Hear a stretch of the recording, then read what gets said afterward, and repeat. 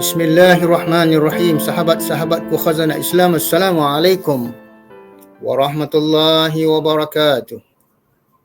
Alhamdulillah wa bihi nasta'inu ala umuri dunya wa din. Wassalatu wassalamu ala rasulillah. Allahumma la sahla illa ma ja'altahu sahla. Allahumma inna ad-duha duhaka wa inna jamila jamiluka wa in kana rizqan fis sama' fastakhrij lana. اللهم عافنا في أبداننا، اللهم عافنا في أسماعنا، اللهم عافنا في أبصارنا وتمم تقصيرنا يا رب العالمين. ربنا تقبل منا إنك أنت السميع العليم وتب علينا إنك أنت التواب الرحيم.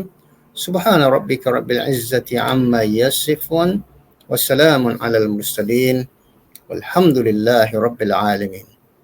Sahabat-sahabatku khazanah Islam, Alhamdulillah kita dapat bertemu pada episod yang 17 bahagian kedua tentang manfaat minyak kelapa darah ataupun VCO. Ini telah disahkan dan dijelaskan oleh beberapa pakar-pakar, di antaranya Profesor Dr. Mary, Director Nutritional Science Division, mengesahkan bahawa dikatakan minyak kelapa darah adalah merupakan functional food. Maknanya makanan yang berfungsi dan yang dapat memberi khasiat kesihatan, mengatasi berbagai macam penyakit. Dan yang kedua adalah Dr. Bruce Fifth, Naturopathy Doctor USA, mengatakan minyak kelapa darah ataupun VCO adalah minyak yang paling menyihatkan di dunia, Masya Allah. Yang ketiga, Dr. Mark Atkinson, Holistic Medical Physician, mengatakan bahawa minyak kelapa darah mengandungi selautan khasiat untuk kesihatan kita serta khazanah penyelidikan yang benar-benar berharga. Dikatakan, saya sungguh-sungguh inginkan agar anda menjadikan minyak kelapa darah VCO sebagai sebahagian daripada plan ataupun rancangan harian pemakanan anda. Dan kita telah mengambil apakah di antara khasiat-khasiatnya, ia dapat minimaliskan, mengontrol darah tinggi dan begitu juga penyakit obesiti, kegemukan. Yang ketiga adalah masalah gout. Yang keempat, penderita diabetes, kencing manis. Dan yang kelima, bagi mereka yang mengalami penyakit migrain, ini sakit kepala di sebelah, dan mengatasi sakit jantung, ini saluran arteri ataupun saluran jantung kita dapat dilancarkan perjalanan darah kita. Yang keenam adalah masalah batuk-batuk yang biasa. Yang ketujuh adalah arthritis, tulang sengal-sengal dan begitu juga tulang repot. Yang ke-8 adalah masalah alahan ataupun allergic. Yang ke-9 adalah eczema ataupun gatal kulit. Yang ke-10 adalah berkaitan dengan tonsillitis. Seterusnya, kita ambil manfaat minyak kelapa darah yang khasiat yang ke-20. Dulu kita ambil pada episod 79 bahagian pertama, VCO bantu kembalikan keanjalan kelembutan kulit kita. Pada seterusnya, manfaat ke-20, VCO, minyak kelapa darah mempercepatkan pergantian sel-sel kulit yang mati dengan sel baru. Selain melindungi daripada sinaran pancaran ultraviolet, ini daripada pancaran matahari yang boleh mengakibatkan sel kulit. Yang ke-21, Masya Allah, dengan izin Allah, ia dapat bantu pertumbuhan rambut lebih baik dan kelumumur akan hilang dengan izin Allah. Minyak kelapa darah membantu sel rambut akan mendapat tenaga dan zat yang mencukupi untuk pertumbuhan maksima. Lebih-lebih lagi kanak-kanak yang mempunyai masalah ketumbuhan rambut yang lambat. Yang kedua, 22, ia dapat bantu terhindar daripada gejala alahan ataupun allergic. Minyak kelapa darah bertindak sebagai ejen antihistamine, dia katakan a compound secreted tissue, mast cells and other connecting tissue cells stimulates. Ia dapat merangsangkan sel-sel tisu di dalam tubuh badan kita, insya-Allah. Selanjutnya, virgin coconut oil atau minyak kelapa dara bantu untuk mengelakkan risiko sumbatan pada saluran jantung kita, dan begitu juga ia dapat bantu mengurangkan risiko sakit kanser atau bara dan memusnahkan sebarang kehadiran organisma patogen. Yang ke-24, sahabat-sahabatku khazanah Islam, VCO, dengan itu sel darah putih mampu bertindak secara maksima.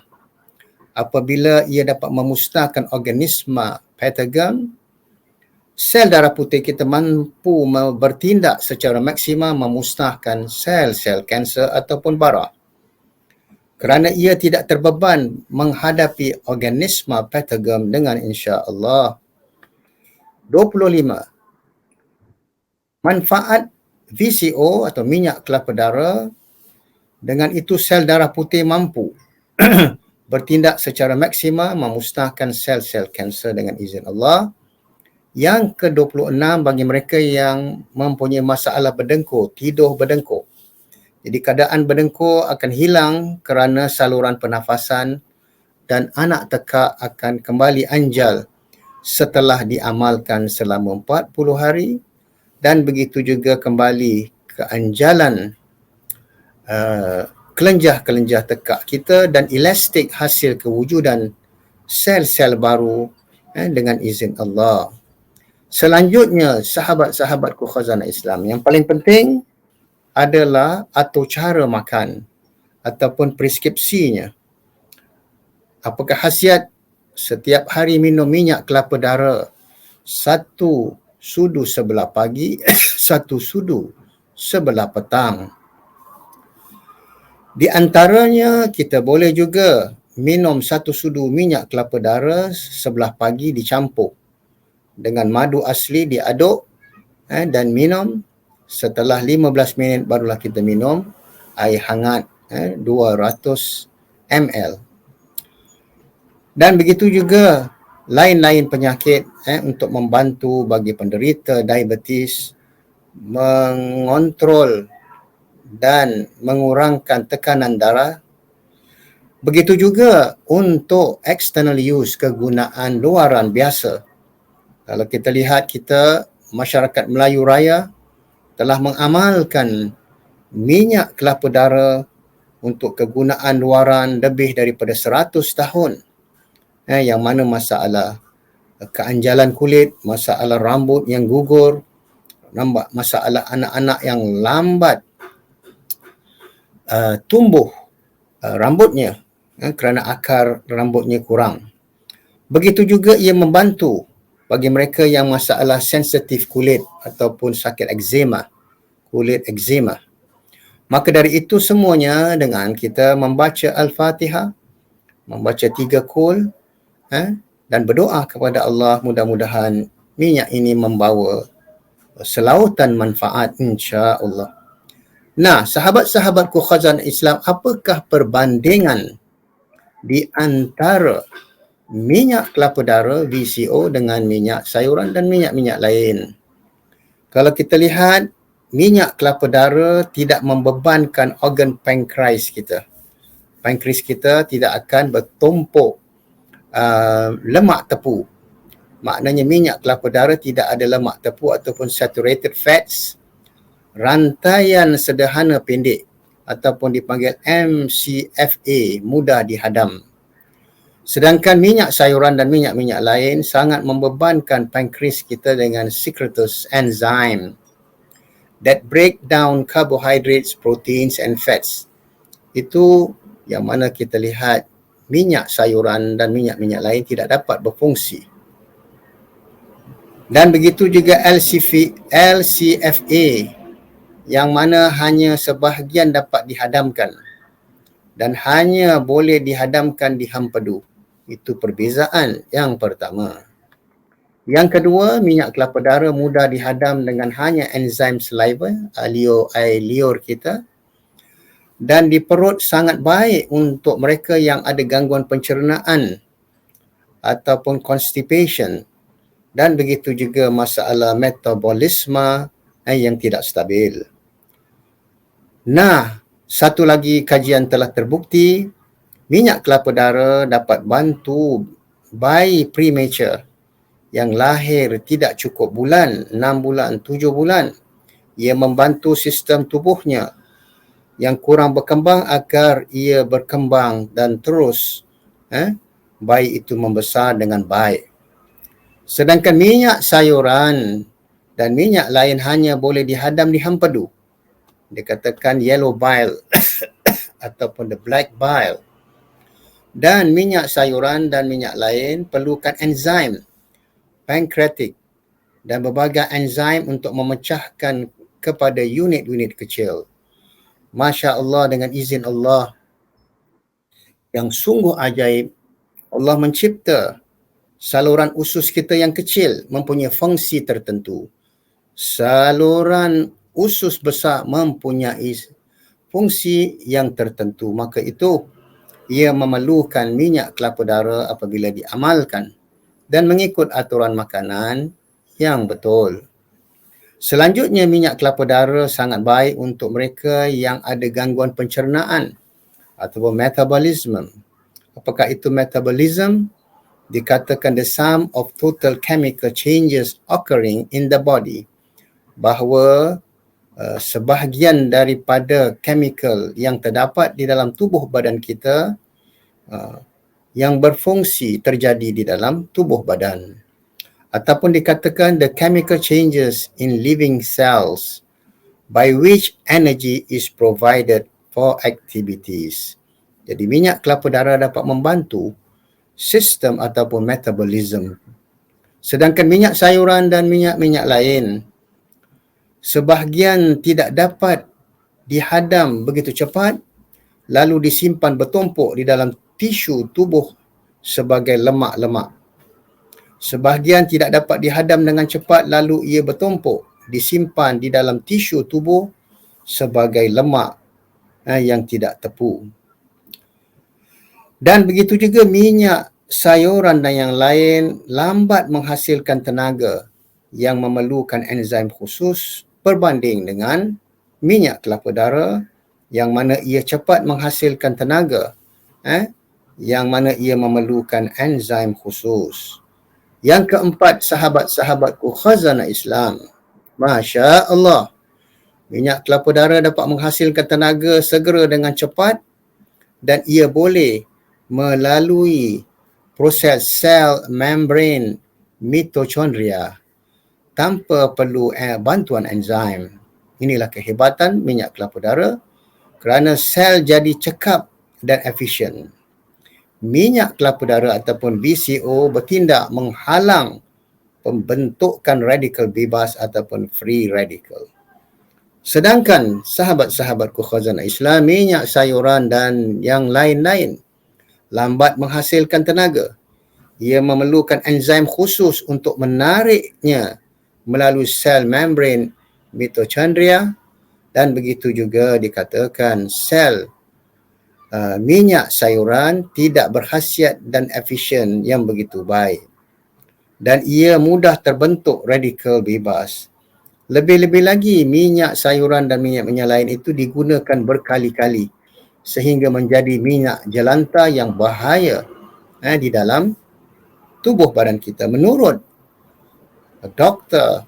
Profesor Stan Egbert, seorang pakar nutritionist dan holistic doktor, mengatakan di antara 10 minyak yang terbaik adalah minyak zaitun ataupun olive oil. Yang kedua adalah minyak kelapa darah. Yang ketiga, grade yang ketiga adalah sekarang ini minyak kelapa sawit sebagaimana kajian-kajiannya. Kemudian itu minyak-minyak lain, dan pastikan ketika anda beli minyak makan ataupun minyak dapur, pastikan yang mana minyak itu tidak begitu warnanya kuning ataupun gelap. Carilah minyak masak yang jernih. Itu terdapat. Yang paling jernih sekali adalah minyak zaitun dan minyak kelapa dara. Minyak kelapa dara, perbezaannya yang ketujuh, ia diproses secara organik lagi asli ataupun dipanggil cold press. Tidak terhasil ataupun terdapat trans fatty acid yang beracun yang merosakkan sistem tubuh kita dan saluran usus kecil dan usus besar. Minyak kelapa dara tidak mempunyai kolesterol mengikut aturan kajian chemical dan ia mengandungi antara 45 hingga 55 lauric acid, sedangkan ini tidak terdapat pada minyak sayuran dan minyak lain. Minyak sayuran dihasilkan melalui proses penyabau ataupun pelunturan, proses penghidrogenan sehingga menghasilkan trans fatty acid yang beracun dan ini amat bahaya untuk saluran usus kecil kita, usus besar dan begitu juga arteri saluran jantung. Yang ke-8 itulah di antaranya yang mana boleh juga dicampur, yakni minyak kelapa dara dicampur dengan minyak zaitun dan taruh 1 sudu teh habbatus sauda, minyak habbatus sauda, kerana ia mempunyai khasiat yang begitu tinggi sebagaimana dalam hadis sahih Bukhari dan Muslim daripada Abu Salamah bahawa Abu Hurairah meriwayatkan Nabi SAW qala alaikum bihazihil habbatis sauda fa inna fiha shifa min kulli da' illa sam. Ataupun dalam riwayat yang lain mengatakan hendaklah kamu semua menggunakan minyak habbatus sauda kerana ia mengandungi ubat untuk setiap penyakit kecuali kematian. Jadi untuk lebih mantap lagi, kita boleh campur minyak kelapa dara 1 sudu makan, minyak zaitun 1 sudu teh dan minyak habbatus sauda 1 sudu teh, diadun dan dicampur dan kita minum ketika perut kosong. Insya-Allah ia dapat membantu mencegah dan menguatkan sistem imun kita dan menjauhkan daripada berbagai macam penyakit kerana ini semua adalah dengan izin Allah dan menurut Dr. Syekh dalam kitab Tibbun Nabawi Ibn Qayyim Al-Jauzi mengatakan bahawa minyak kelapa dara termasuk minyak-minyak kearifan lokal ataupun herba-herba kearifan lokal yang terdapat di mana-mana sahaja di atas muka bumi ini. Jadi walaupun kita mengetahui di sana ada 8 ataupun 9 herba-herba kesihatan ataupun herba-herba sunnah, di antaranya adalah minyak zaitun, habbatus sauda, air zam-zam, minyak kelapa dara dan begitu juga kurma ajwa dan basil ataupun dikatakan raihan dan seterusnya kita boleh amalkan yang lain-lain herba yang terdapat di atas permukaan bumi, tidak kira di mana sahaja mereka berada, yakni lebih-lebih lagi kita yang tinggal di kawasan Janub Syarqi Asia ataupun kawasan daerah Melayu Raya, terdapat ribuan herba-herba yang Allah taburkan di atas permukaan bumi. Maka kita kenalah berusaha dan membuat kajian di mana sahaja di atas muka bumi itu pasti di sana ada herba-herba ataupun akar-akar ataupun pucuk-pucuk yang sangat bermanfaat untuk kesihatan kita. Amin ya rabbal alamin. Dengan syarat, yang pertama kita mengamalkan makanan yang seimbang. Yang kedua, kita banyak minum air putih yang segar ataupun air hangat, sekurang-kurangnya 1 hari 2 liter, dan boleh juga kita mengamalkan puasa Senin Khamis kerana ia dapat membantu mencegah berbagai macam penyakit. Dan seterusnya kita mengamalkan solat duha setiap pagi, selepas terbit matahari 15 minit, kita solat duha 2 rakaat, 4 rakaat ataupun 8 rakaat. Kemudian itu kita keluar rumah, berjalan di bawah sinaran matahari, menghadap matahari di hadapan kita agar kita punya hati, jantung dan paru-paru mendapat pancaran vitamin V3. Kemudian kita berpaling agar matahari dapat pancar di bahagian belakang kita, yakni kedua ginjal kita mendapat vitamin V3 kerana ia boleh memberi tenaga, energi kepada kita sambil kita berjalan mendapat menghirup udara yang segar dan melancarkan perjalanan darah kita. Amin ya rabbal alamin. Maka seterusnya kita terus berdoa dan mengamalkan doa-doa harian yang diajarkan oleh Nabi SAW.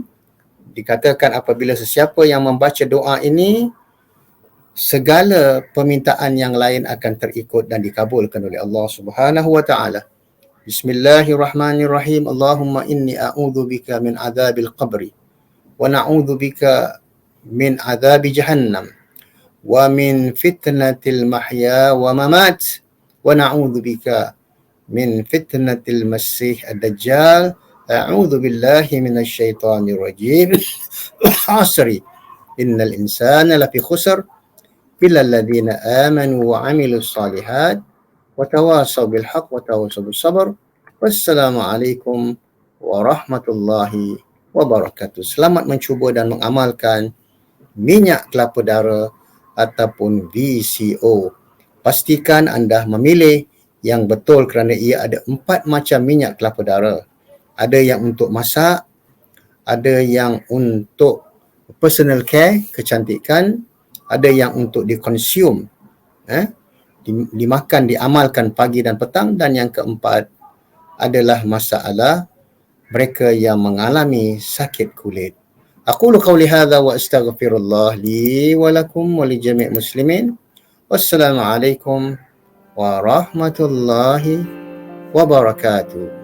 Semoga berjumpa pada episod yang ke-80. Wassalam.